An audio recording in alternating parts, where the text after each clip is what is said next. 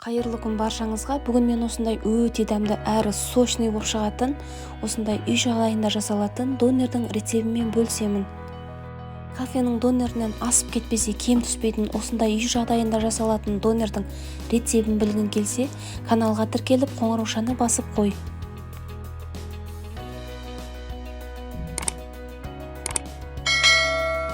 Бұл донерді жасау үшін ең алдымен етті ұсақтап тураймыз.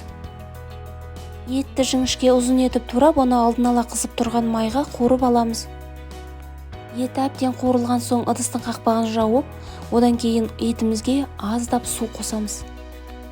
Осылайша ет піскенше бұқтырып аламыз. Енді келесі картошка фриді дайындаймыз. Бұл фридің рецебі менің каналымда көрсетілген. Достар, бұл донердің толық рецебі осы видеоның астында описание бөлімінде толығымен жазылған.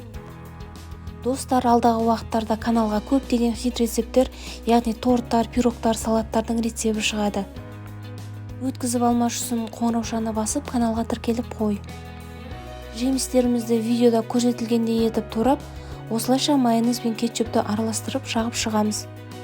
Бұл донерді дәл осылай қылып, тауық етімен де жасауға болады.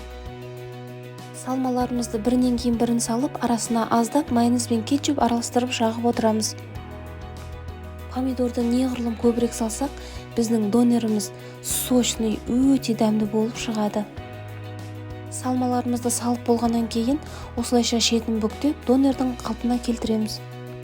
Дайын донерді осылайша духовкаға немесе табаға қыздырып алуға болады. Достар, міндетті түрде жасап көріңіздер, әрі балаларға майонезсіз сметана жағып немесе құр өзін ғана осылай жасауға болады. Рецеп ұнады деген ойдамын. Олай болса, каналға тіркеліп, комментарий қалдырып, оны құрбыларыңмен бөлісіп қой. Қалай жасалғаны белгісіз дүкеннің донерін алғанша осылайша өз қолыңызбен жасасаңыз, әрі арзанға, әрі өте дәмді болып шығады. Менімен болғандарыңызға рахмет. Келесі жолы амандықта жүздесейік.